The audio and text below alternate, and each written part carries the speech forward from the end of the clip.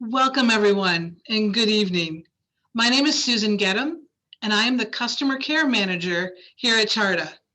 We are so glad you joined us this evening as we celebrate Ohio Loves Transit Week, organized by the Ohio Public Transit Association. Transit agencies statewide are highlighting the impact that they have on the daily lives of their riders, and TARTA is so proud to be a part of that tradition. Well, tonight, you are going to hear from our CEO, Laura Koprowski, and our Director of External Affairs and Communication, Sam Melden. We are also pleased to welcome our keynote speaker, Bethany Whitaker, a principal from Nelson Nygaard. But first, it is my honor to introduce Lucas County Commissioner Gary Byers, who was elected to the Lucas County Board of Commissioners in November of 2018, after serving as a judge of the Maumee Municipal Court for over 2 decades. Commissioner Byers is a longtime advocate for equitable public transportation, and he joins us this evening with an exciting proclamation. So Commissioner Byers, it's all yours. Susan, thank you very much. I'm happy to be with you all here. On behalf of my fellow commissioners, Tina Skeldon-Wozniak and Pete Gerken, we are happy to declare the week of February 13th through February 20th as Ohio Loves Transit Week in Lucas County. For Lucas County, this is a particularly exciting time. It's the first time in my recollection that the entire county is within the service area of the Toledo Regional Transit Authority. This is so critical to the economic development of our county and our various communities throughout Lucas County. I can't tell you enough about what we think as commissioners about the benefits to our entire county that we will be seeing in the very near future. Also, not only is this exciting, the fact that we are now having the ability to have a countywide service, but this is an exciting time in transit as a whole. With the technology that is changing, the advent of electronic vehicles, there are so many aspects with some of the organizational aspects of computerization that can impact upon the quality of service. I see a future where Lucas County residents are able to use public transportation in a meaningful, efficient, and effective way for whether it's social activity or for work. I see a future that is bright, as do my fellow commissioners, and I am just happy to join this with you for this event. And we look forward to becoming part of TARTA and to providing this very important service to our entire county. So Susan, thank you very much.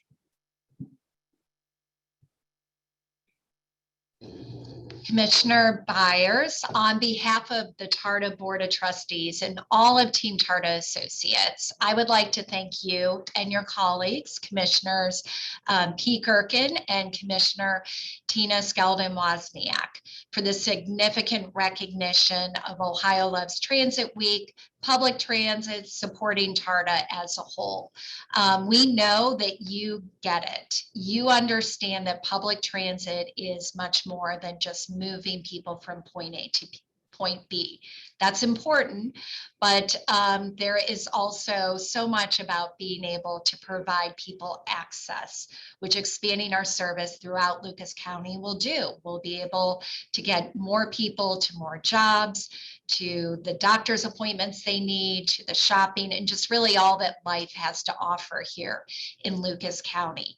And we also hope that our service expansion is going to help those employers. It's a tight labor market. We hear all the time, and we feel it about workforce need. So hopefully, no, not hopefully, we know that this is going to be about attracting and retaining a workforce. And we're very much looking forward to Lucas County becoming an official member of TARTA in April. And we thank that all the commissioners support, as well as the voters of Lucas County and City of Rossford. It is the first time in TARTA's 50-year history to provide this kind of service. And we are home to the state's 4th largest city. We have so many other notable qualities, a #1 park system, just even our proximity and our economy connections throughout this country into Canada. So we really need to have a transit system that is something that we don't just need, we deserve. And we're really excited about these new connections. I mean, going to Spring Meadows and Springfield Township and St. Charles Hospital in Oregon. And that's something we'll talk about later in the program, how TARTA Next is helping us move in that direction. So again, thank you so much, Commissioner Byers, and to all your colleagues. We appreciate your support. We appreciate you being here this evening, and also for trans and what it can do for the whole state. Thank you, Laura. I think it's going to be an exciting future for all of us. And we're all looking forward, Tina and Pete and I, we all look forward to the success of TARTA because it means the success of our community. So thank you very much. Sure does. Thank you. All right, well, at this point in our program, it is a statewide week. And so I'm going to talk a little bit about the perspective of public transit from that viewpoint. And Ohio Loves Transit is recognizing that we have 68 public transit systems in Ohio that operate in 70 counties out of 88. So we are very rich in public transit in Ohio. And it's also about the investment in our economy. So for every $1 that is invested in public transit, there is a $4 return to our economy. And our transit systems, we love Ohio and Ohio communities. And throughout the past 2 years with the COVID-19 pandemic, public transportation never stopped running in Ohio. We knew we needed to be there for our essential workers and the businesses that never shut down. Think about hospitals, grocery stores, pharmacies. Locally here at Amazon had to keep delivering those packages so we could stay at home and be safe. And with the most recent surge of the Omicron variant, schools were closed for some time. Our airlines had to cut back. Their customers were stranded. But you know what? Public transit kept moving. And I'm proud to share that through all of that, TARTA never shut our doors. We never turned off the lights. In fact, we didn't even cut back on our routes and our hours of service. We have just gone full steam ahead. We've also done and prioritizing our customers and what they're going through by having fare-free service for the last 2 years, and we'll continue that until August 1st. And we've also reached out with community partners like the V Project to have a vaccine mobile and be out in the community providing over 1,300 vaccines. Being part of the community is so important to public transit and TARTA. Again, even during bad weather, just a little over a week ago, we had a multi-day snowstorm and offices, restaurants had to close, but not TARTA. We were there. Once again, we kept running our same routes. We had our service. We made arrangements to help people, like with our paratransit tarps, to help them maybe find a different day and hour of service if that was the best option for them. And that's all because we have a Team TARTA workforce here that is so incredibly loyal and passionate about what they do. And to keep running like that, it's the drivers, it's the mechanics, it's customer service. It's a whole team approach to do that. And we are really committed to being there for the community. So funding for Ohio public transit systems has been an issue, a long time issue, one that I've worked on for a long time, and we still have a ways to go. In the last Ohio transportation budget bill, there was $8 billion for transportation in fiscal year 2021 and 2022. Of that amount, only $140 million went to public transit systems in Ohio. That's not even 2% of that $8 billion. And we are providing service in 70 out of 88 counties. We can certainly do better. And so that's why this Wednesday, myself, our TARTA Board Vice President, Mary Morrison, and our new Director of External Affairs and Communications, Sam Melden. We're all going to go down to Columbus, meet our fellow transit systems from around the state. We'll be at the State House all day talking to legislators and letting them know how important it is to fund public transit and that we need more resources. But let's not be too frustrated, because we've had a lot of positive investment in public transit right here at home and at the federal level. So we had our issue 12 pass in November. That is groundbreaking in terms of the amount of local funding we'll have and the services we can provide.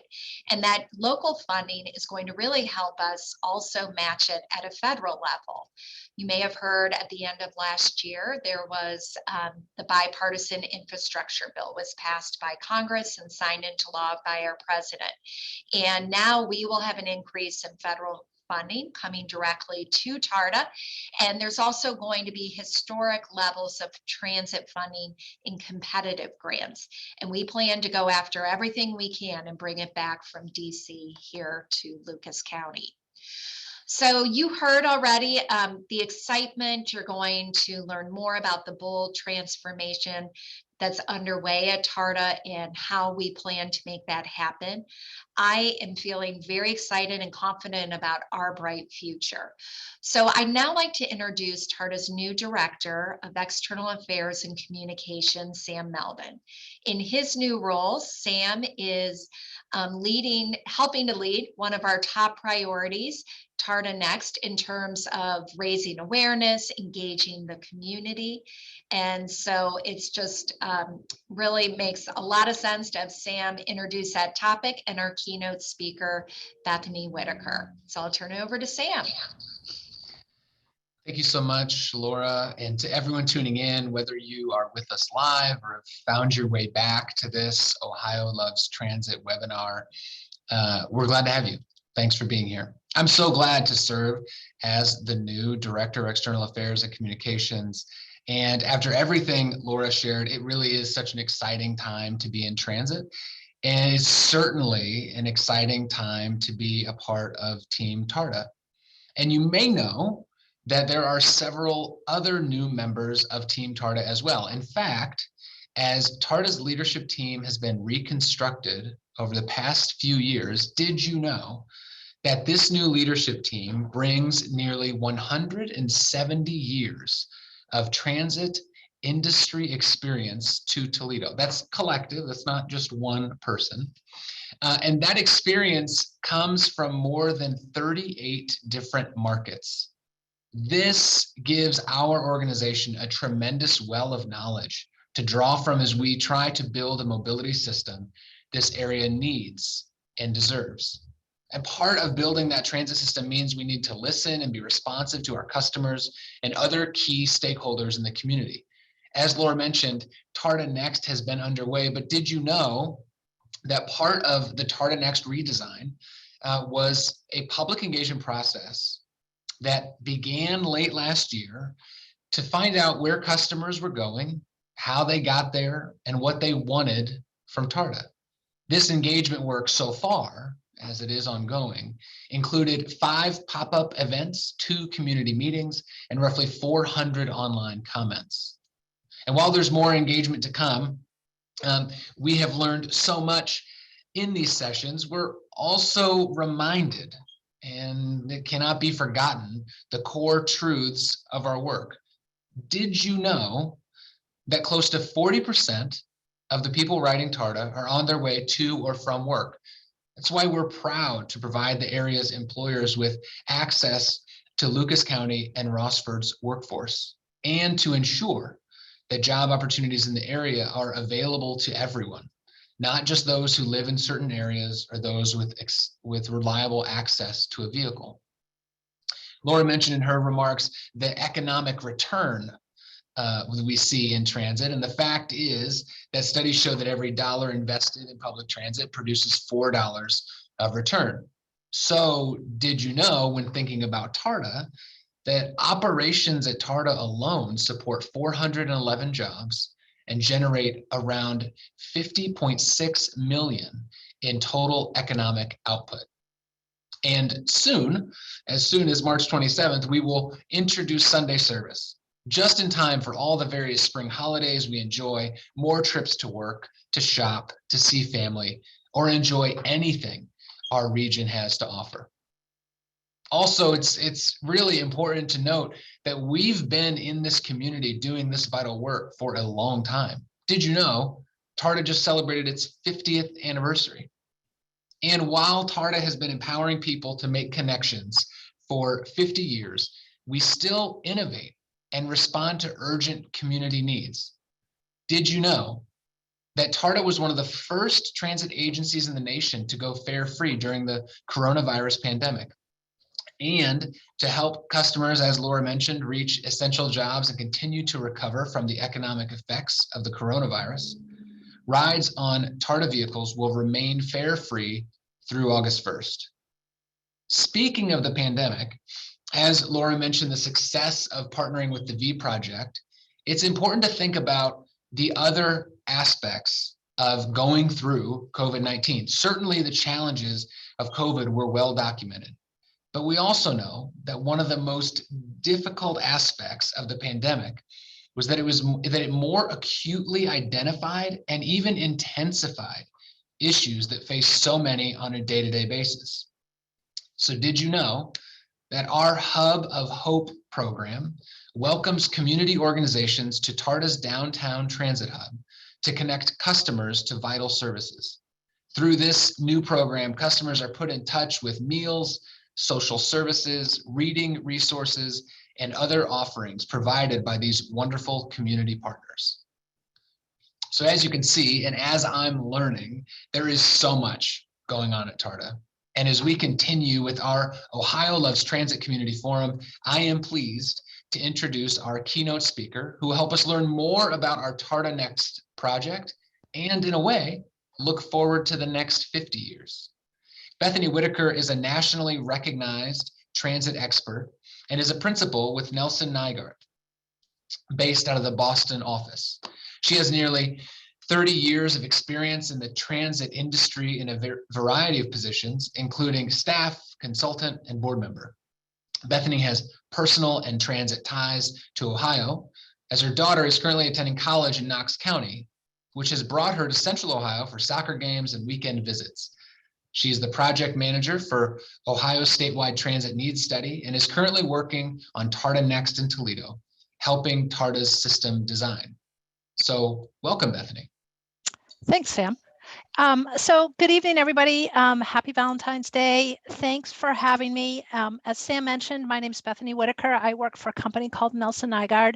We are transportation planners and we work around the country. So I have a lot of experience, not as much as the TARTA team with, I don't know, 175 years or something like that. But I do have a lot of experience working with different agencies around the country at different sizes. And then, as Sam mentioned, I also have a personal connection with my daughter going to college here. My mom actually also went to Ohio University. So I have always had an affinity for Ohio, and I have really enjoyed my time working here.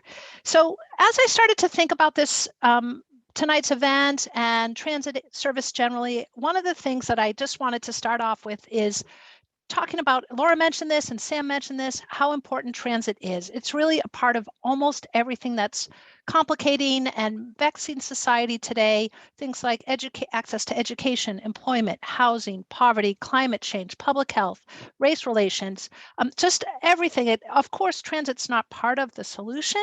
It's part of the solution. It can't solve all those problems by itself, but it can be a contributor. And one of the reasons why we want to support transit is because it does have something to say and bring to all of those conversations.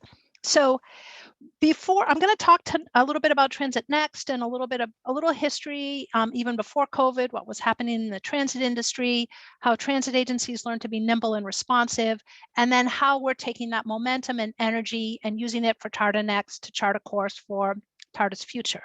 So, but before I start talking, I wanted to hear from you all. And what I want to do is do what's called a Menti poll. And I'm going to put it in the chat as well. Hopefully you guys can see that there's a connection in the chat. If not, you can take your phone and scan the QR code that's posted on this slide, or you can go to your browser or your phone and type www.menti.com. It's going to ask for your code 73731045. So I'll leave that up for a minute, and then I'm going to bring over the questions, and there's just 2 of them. Oh, I can see people starting to answer them, so I'm going to share the screen. So the first question is, what do you think TARTA's biggest challenges facing TARTA? What are they? The choices are operator shortage, trying to bring back riders to the system, meeting community expectations, letting people know what's happening, or just about everything, because there are a lot of things. So I see there's about 40 people or so on the call. I'll give you guys a minute to try to answer it, and we can watch the bars go up and down, which is a little bit fun and rewarding as people log in. So if you need me to show the Menti address again, just let me know, put it in the chat, and I will put it back up.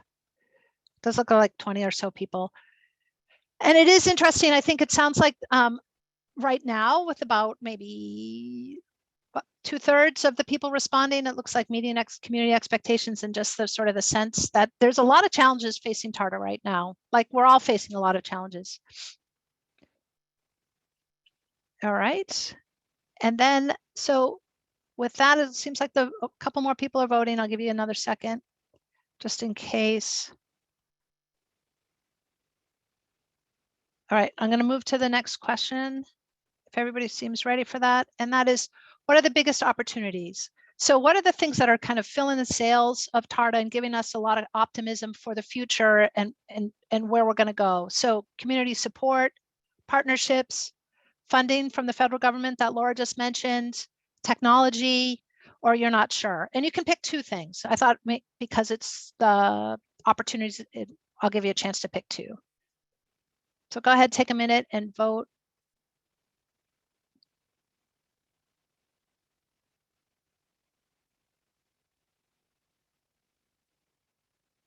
I think that's great. It seems like most people are saying that partnerships is one of the number 1 opportunities for TARTA, and that's a great sentiment to have, and that's a great, that actually is super important. I think will really bode well. And then community support and technology. Excellent. All right. Well, thank you. And I'm gonna thank you for taking your time to do that. I'm gonna go back to my presentation. All right, great. So I think you can all see the slides now. So what I wanted to start off is just talk a little bit about the context and how we got to where we are. And again, I think Laura touched on this a little bit, and Sam did as well, just recognizing that transportation is really integral to everything that we do, right?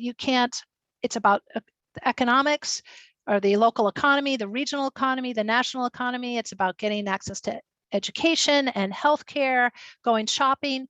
Really, the transportation is fundamental to our economic activity and to functioning as society. And one of the challenges that the United States pretty much overall, and I think Toledo also falls into this bucket, is we've developed in a way that's really relied on a single way of getting around, which is really the car. And we've built many of our streets and many of our communities so that we've prioritized the car. And that has helped, for a long time. I think, many of us were pleased with that, but it also created some of the problems that I was talking about earlier. And if you didn't have access to a car, things were really difficult for you most of the time. Maybe outside of New York City and a few of the large urban Chicago, some of the big cities, it's hard to get around if you don't have a car. And then it also is leading to some of the problems that I mentioned earlier about equal access to opportunity, global warming, and some other big structural societal problems. So with that, we were kind of operating with transit, trying to struggle. And then again, as Laura mentioned, getting a small share of the transportation budget, really fighting for survival and trying to make a path in the world. Then around 2015, 2016, somewhere around the middle of last decade, we started to see a lot of changes, and transportation really started to be disrupted. And we saw things, it had to do with most people having access to a mobile phone, some new technology associated with sensors, and then a whole bunch of big data. And people started to package this information, these technologies together and do things like Uber and Lyft. And we started to see a lot more bike share. We started to see scooters, and transportation was really changing. And there was new opportunities and new ways of getting around that were coming up. And within this context, one of the things that was happening was that transit got caught a little bit flat-footed, I would say. And Nelson Nygaard, as we were out and about talking to our clients, we were showing graphs like this that showed transit ridership kind of going up strongly through the first part of this, 2000s, peaking at around 2008. And then we had the recession and it dropped, but then it started climbing again. And then, at the time of the disruption, transit lost its footing a little bit and it lost its market share, and we saw ridership declines. And this, it happened in Toledo. Of course, it's a little bit different everywhere, but it was really happening nationally. And so people were driving more and transit ridership was going down. And we also talked about, when we talked with transit agencies, a lot about that they were being outcompeted, that they weren't as convenient and they weren't as competitive as some of the other modes. Like it was easier to get a bike, or it was easier to pay for your ride with Uber or Lyft. And then, we saw transit agencies starting to respond to that. But as that was happening, what really came about was COVID-19. And COVID was, of course, a huge disruption to all of us and to every aspect of our lives and our society. And of course, not a single person was unaffected by that. But what transit agencies did was, for the, one of the first times, and I think this has got some animation.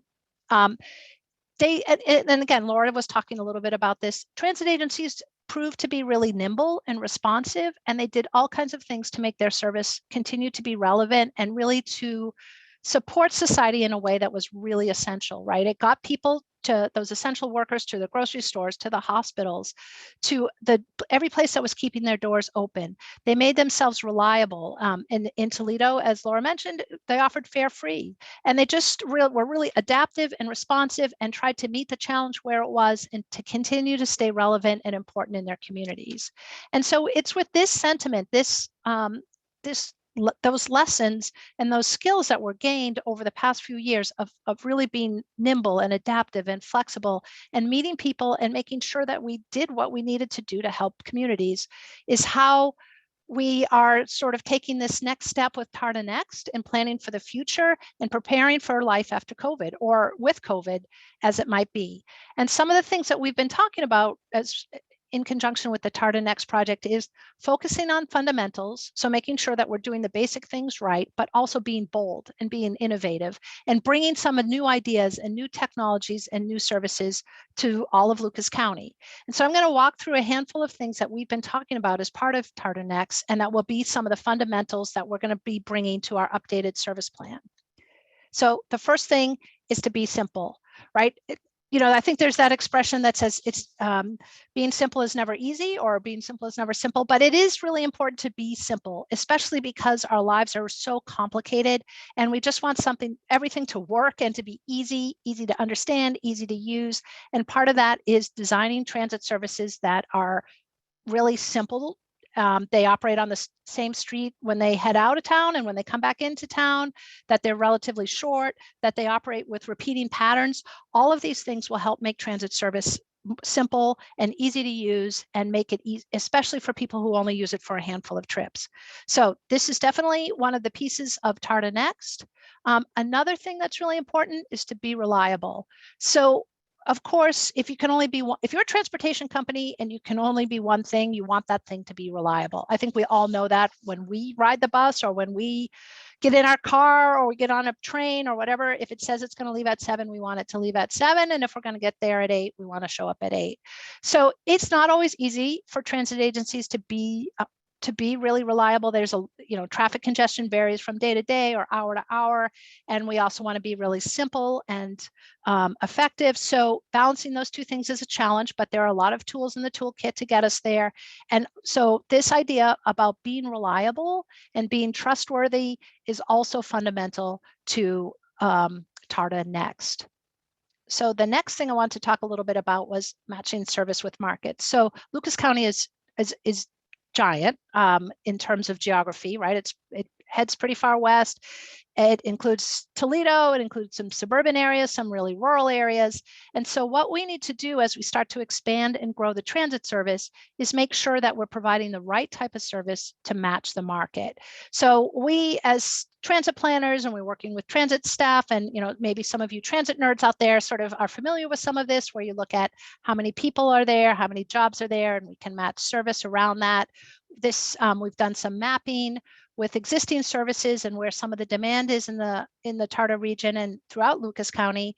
And then what we're starting to talk about is make sure that in area like at the far west of the county, we know that there's people who need transportation services. We want to make sure that we can provide them. We want to provide them in a way that makes sense, that's cost effective, that's easy to use, that's reliable, and that makes sense given the amount of people there that are there and how far they're traveling and where they want to go. And then as we move into the urbanized area where there's more people and more job, we'll use different tools and different toolkits. So I think that this is a conversation that we've been spending a fair amount of time talking with TARTA on, but it is really fundamental to our approach for TARTA Next. Is really, it's not going to be the same thing for everybody everywhere, but we're going to look for the right solution based on the population and employment that is in the area. So then the fourth idea is to try new things. So I was glad a lot of you suggested that technology is a big option, a big opportunity for TARTA. And so we think so too. And we think some of these new modes, like it's called microtransit, some of you may have heard of it. It's sort of like a public transportation version of Uber or Lyft, where you can use an app on your phone and book a ride. And TARTA could say, like, we promise to respond in a certain amount of time, and you can work with that to get the ride to where you need to go. And the idea with, microtransit, it's not going to work everywhere, but it could work really well in some areas. And then I think with this mindset of trying new things, really one of the other pieces that goes with that is to say, okay, we're going to try this. We're going to see how it works. We're going to adapt and respond and change as we figure it out. As we know what we're doing, of course, and we're going to implement it with a clear purpose, but we're also going to be responsive and adaptive as people are using it and telling us where they want to go and how they want to use the service. And then another piece of TARTA Next is really talking about our physical presence in the community. So of course, TARTA's hub downtown is really nice. You can go inside. There's a lot of buses there. There's a lot of people there. There's a lot of information. It's pretty easy to figure out where you want to go or find somebody to help you. And then there's a lot of places that are a lot more lonely, and there's no information. There's no place, you're probably standing here saying, am I in the right place? This picture happens to have snow, so it seems a little bit worse. But I think this is, bus stops are like this all around the country. And what we really want to do is offer some of these new ideas that, sometimes we call them mobility hubs, where we will have a bus stop and we'll have some signage, we'll have a shelter. We might also have bike share or scooter share or some other opportunities to have other modes. And this is a picture from Columbus, who's doing some of this work. And the idea is to be in the community in a way that's engaging, shows you where you want to go if you need a ride or you need some kind of transportation service, and put that face out there so people can interact with us and use the services and in a way that's comfortable and meets their needs. Another big part of this is communications. And of course, TARTA does a really good job with this already, but it is something that will continue to be important as the agency changes and adapts and responds to things. And we know that there's a lot of different riders who want information in different ways. Some people are happy to get it on their phone. Some people really want to be able to pick up the phone and talk to somebody. And so as we start to think about TARTA Next in the next few years, this ability to communicate with folks the way that they want to talk to us is part of our strategy. And then the last thing that I want to spend a moment talking about is how we measure our success. Because if we're taking off on all of these new ideas and we are providing services in rural areas and suburban areas and urban areas, we're going to need to be able to understand and document and explain what we've accomplished in ways that are going to be a little bit different. The transit agency has really been focused on the number of riders that it carries and the number of riders it carries per hour, or the cost of each one of those riders. And I think we're going to be looking for some new ways to describe that impact. And if it's providing access to jobs or getting people to essential services like healthcare or to school, like we might weight the value of that impact differently and not just describe it in terms of ridership. This will be a challenge for us, and it will be a challenge for the rest of the transit industry as we try to figure this out in a way that's, that's it resonates with people and we can reproduce it and we can show progress, but it will be fundamental to supporting all of these changes and this repositioning of transit agencies generally and TARTA in specifically. And so with that, that's pretty much the end of my presentation or discussion tonight, although I think we're going to have some Q&A. I did want to make one final plug for the TARTA Next project. We have a website, tartanext.com, and you can go there and learn more about the project. There's some reports and information and maps and just different things that you can take a look at. And it will continue to be updated over time. And with that, I just want to say thank you for inviting me. I saw this on Facebook and I thought it was really clever. So whoever from TARTA came up with that, it was a really cute one, just celebrating Valentine's Day. So thank you very much. And with that, I'm going to turn off my slides. And I think we're going to have some Q&A from the audience. Correct. Thank you so much, Bethany. I know there was quite a bit of information in a pretty quick amount of time. So I do want to certainly encourage everyone to, if you have any questions, to put those in the Q&A. There's a little Q&A icon down at the bottom of the Zoom screen there. We're probably in many ways used to this type of engagement after doing it for a little while. So you have a little time here to do that. Also, I want to bring in another voice to the conversation, and certainly someone around here that that we ask, that's critical to TARTA Next, and it's our director of transit service development, and that's Neil Greenberg. So welcome, Neil, to the conversation. And so as we think about, following up on your presentation, Bethany, and this is really a question to you and Neil, people who have heard about all of the changes underway here, TARTA Next is this enormous project that we are endeavoring upon. But let's talk about some expectations of timelines and dates. So when you think about, in Laura's comment, she mentioned Spring Meadows and Oregon. When might some of those service changes be available to our customers? Yeah, that's a great question. Thank you. We hear that a lot, especially with the triumph of issue 12 at the ballot, and we're in the phase of TARTA Next right now, where we're identifying some of those early places we can go sooner rather than later, and there's a good chance that by the end of this year, by this fall, we'll have some meaningful service to some new places. So please be involved. There's going to be a lot of public outreach to make sure we're getting the details right, and at that point, we'll have some more specific dates, targets to actually get service to some new places. But yeah, we're hoping for as soon as this fall, by the time school's in again. So that really speaks to routes. I'm curious about what other changes we might see, even in terms of, Bethany, you spoke to this idea of micro transit and these kind of other actual mobility options. What do you think? What can our customers in our region, our community, expect in way of different types of mobility services? So I can answer that question a little bit. Neil might want to correct me after I talk, but so TARTA Next is it's a planning project, right? And it's designed to help TARTA reposition its services, coming out of COVID and with the new funding and the larger service area, and figure out how to do that. And that study is ongoing and through the spring. So probably early summer, we'll have some recommendations and some ideas, and we'll also have a timeline for when things will start to change. But if you're asking me about timeline, I will make a plug that we are going to be doing some engagements around in the March 8th, 9th, 10th or so. We don't have events scheduled yet, but we will start to have some pop-ups and some community meetings and probably some interactive exercises on the website. So people should definitely look for that.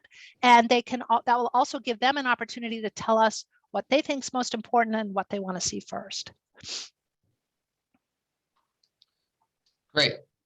So one more for you, Bethany, and then I'm going to get into some of the questions coming in here through the Q&A box. As you think about all of the work that's gone into TARTA Next so far, speak a little bit about, what type of research has been done. You think about different peer review processes that you've gone through, looking at other markets and other cities, best practices that you've seen. What have you seen and what's been out there, and how might that be influencing what people can expect from TARTA in the future?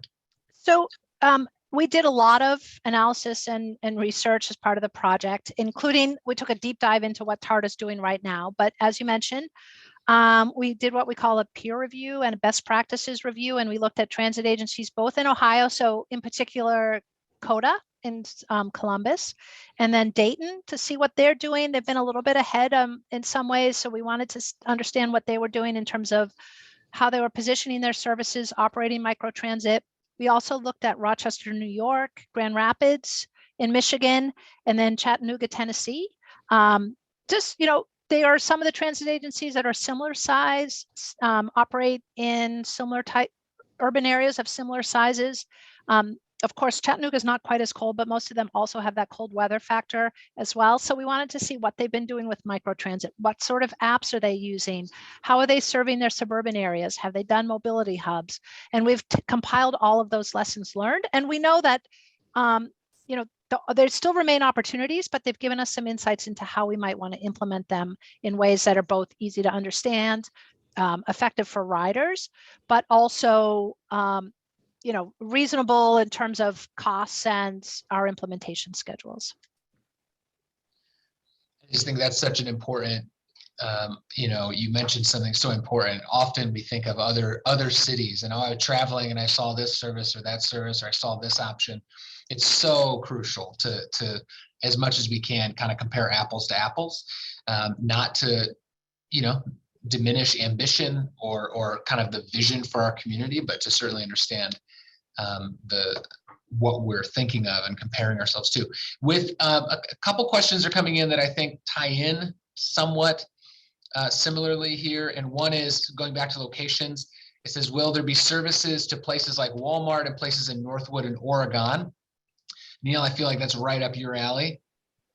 Yeah, that's a great question. What we're really trying to do is design any new service around anchors like that. So if there is a big destination particularly for employment, for education, for healthcare, and for shopping, we're really looking hard to make sure that those are the anchors of any new service. So if there is a spot like a Walmart, like a Meijer, those are big, I'm going to keep using that word, anchors, that will really help us design service that will get to where you're actually going.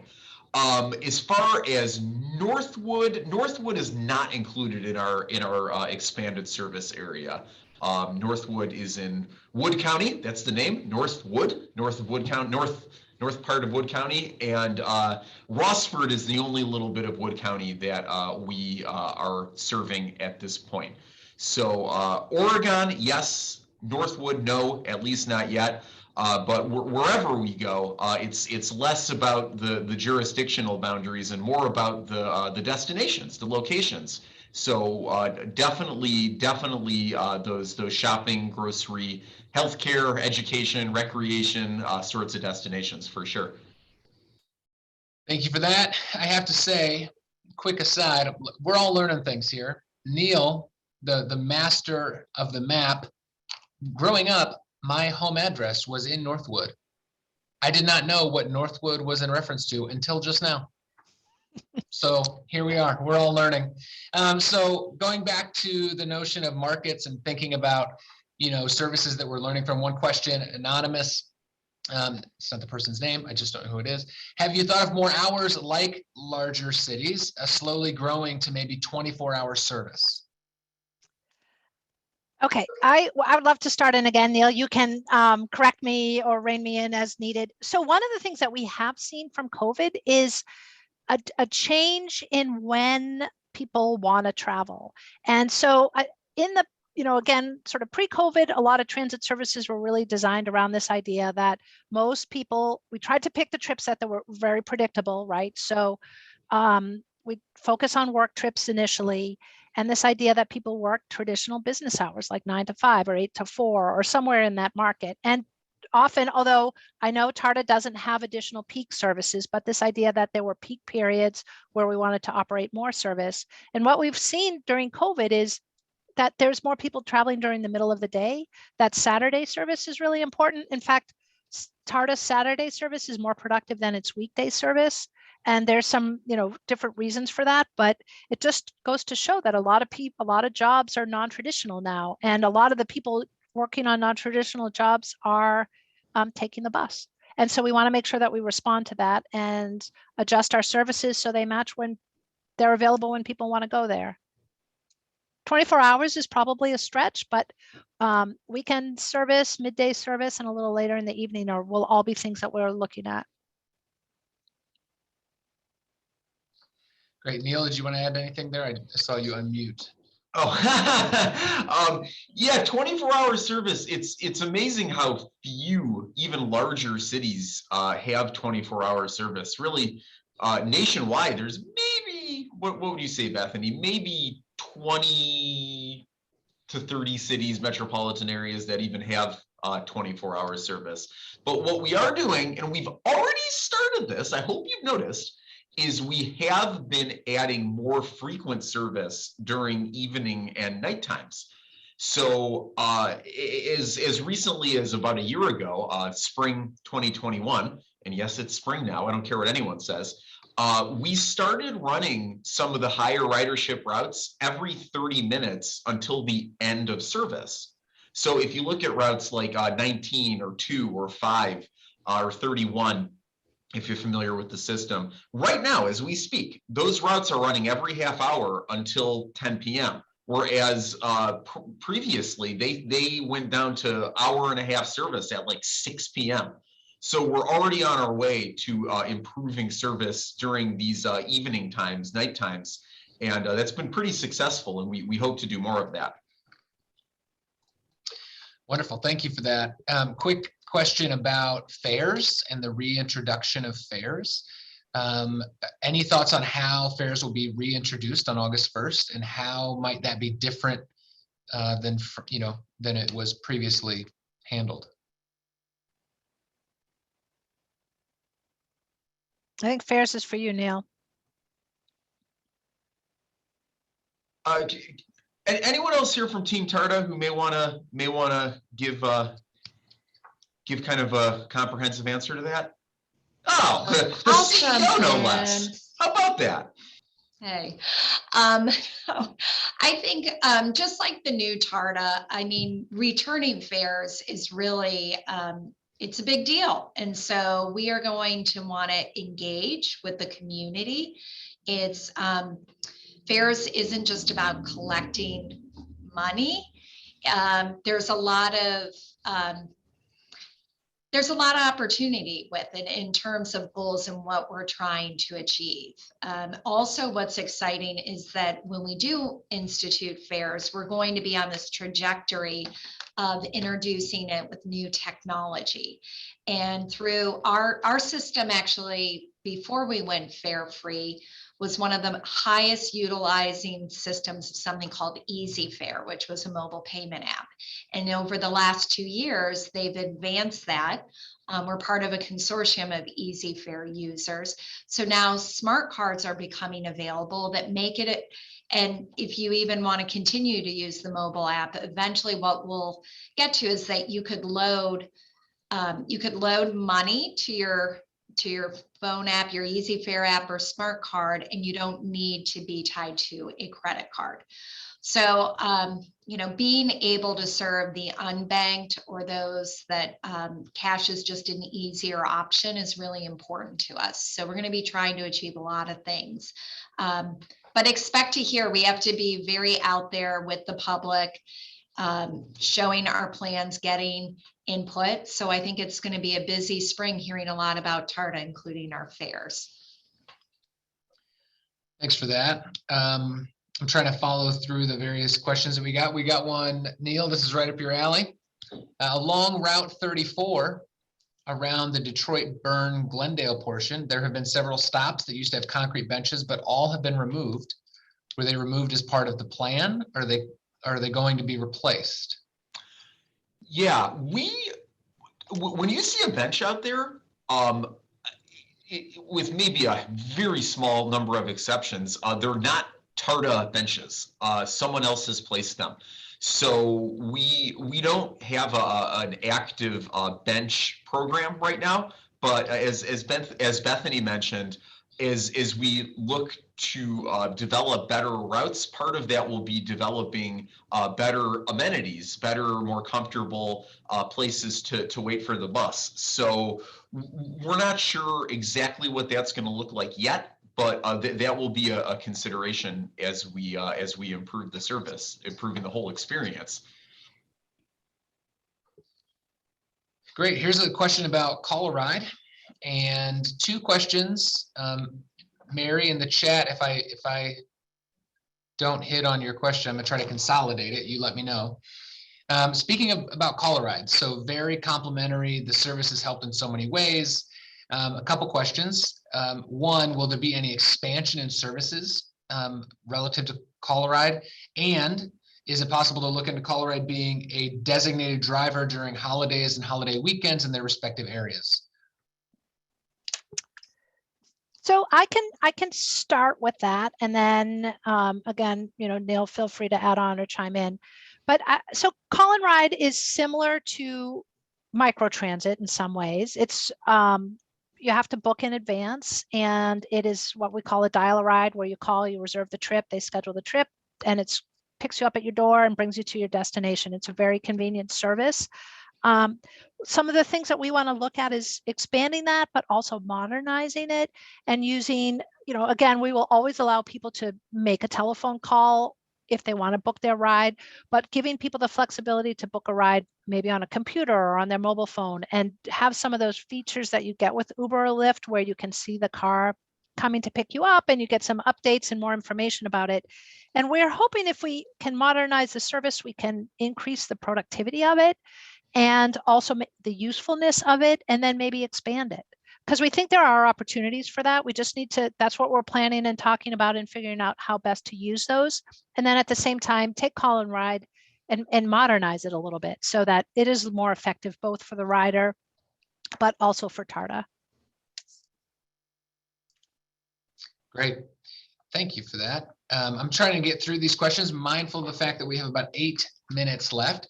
There's one question at the very first one, and I just want to, it was an anonymous here in the Q&A box, and it was in reference to essentially the training that takes place for our drivers.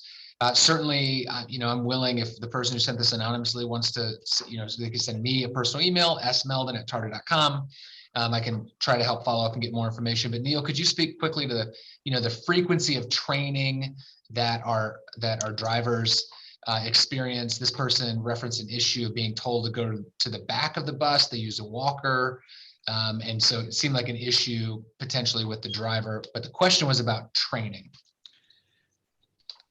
That sounds like something that we might want to look into, that particular occurrence. So if something like that happens, please get as much detail as you can, time of day, date, location, route number, vehicle number, if you could even get that, and we'll look into it.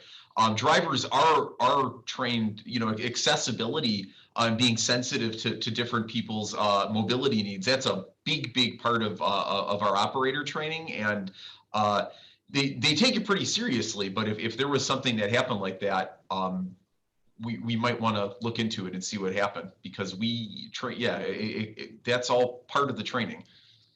So I offered up my email. I am being made aware there's perhaps a better email, which is complaint@tarta.com. Also possibly easier to remember than my first initial and last name.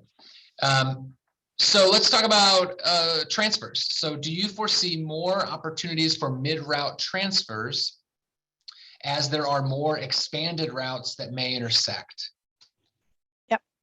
that is definitely something that we are looking at. We're looking at designating some corridors or a handful of corridors for more frequent service. So that would make it easier to transfer to or from those routes. And then, as we've talked a little bit about, making sure that we have a super stop or a mobility hub at that location so people can have information while they'll wait, get out of the weather, and just be safe and comfortable. So we are definitely looking at some more crosstown services, some more mid-route transfers, and just a more integrated network of services. Great. So there is a question. What are your thoughts? This one, Neil, you and I were just talking about this. What are your thoughts on having more hubs or transfer stations beyond just the booths? To complement what Bethany just described, we are going to have to get serious about upgrading safety and visibility where routes cross. Right now, there aren't many instances of routes crossing outside of downtown. So if we're going to put routes on the road that maybe go north-south, here's my little, I was accused of being a map geek. Oh no, it doesn't work. I was going to show you a map. Sorry, I tried. We're going to have to make sure that transfer locations are safe and comfortable. So once we have a better idea of what our customers want to see from the network and some of these crosstown services that don't go downtown, that's when we can really start to zoom in on that question and ask, how do we develop better amenities, safer amenities where customers may start to transfer, whereas where maybe they didn't transfer before. Thank you. And you're right. I could have possibly just stuck those two questions together. I am going to stick these next two questions together, and it'll be our final go here before we finish up our evening. So one question says, how will TARPs play into all of this? And how soon can we book rides to places like Holland to go to work? It feels like we should add on a question which says, any idea about discounted rides for people with disabilities? So I'm going to put those two together and let either one of you take a shot at it. Okay, I can start, and again, Neil can jump in. So TARPs is similar to Call and Ride, except for it is part of a federally mandated program that is required as part of the Americans with Disabilities Act. And so it is a very specific service that's tied to the fixed route. It's available at the same time and the same days as fixed route, and you can request a trip that begins and ends within 3/4 of a mile of that fixed route. So TARPs will expand as the fixed route service expands, and it is definitely something that we are looking at and thinking of. And so its availability into new areas will follow the routes, but what you might see is something like a microtransit service that's fully accessible before you see expansion of TARPs. But again, we're talking about those things, we're working them out, and we'll bring some ideas and proposals to the community about that. And if you are a person with a disability, you can get a half fare card. Once TARTA starts to implement fares again, then you can get that discounted fare card from TARTA. It's part of the federal, it's a requirement of the federal government. Wonderful. Well, I want to just say, to kind of close out this portion of the time here, Bethany, thank you so much for being with us here this evening and all of the information, both in the presentation and in the Q&A. And Neil, thanks for jumping in. I did not accuse you of being a map geek. I simply stated a fact. That's all. There was no accusation involved. And speaking of stating a fact, we are almost out of time. So I want to bring back in Susan to close us out. Thank you. What an amazing evening. I learned so much and I had such a great time. I was entertained. But as we wrap up tonight's program, I just want to ask everyone to make sure you take the post-event survey. That's going to be available when you close out of this presentation. And if there's anybody who's in on this on the phone, then you will receive that link by an email. We have recorded this, and so we plan to have the recording of this presentation on our website at www.tarta.org. www.tarta.com in the coming weeks. It does take a few weeks for us to get everything together and post it on our website. So in closing, we really want to invite you to stop and consider the importance of public transportation in our communities. So to our riders, but perhaps even more importantly, to our non-riders. So Ohio Loves Transit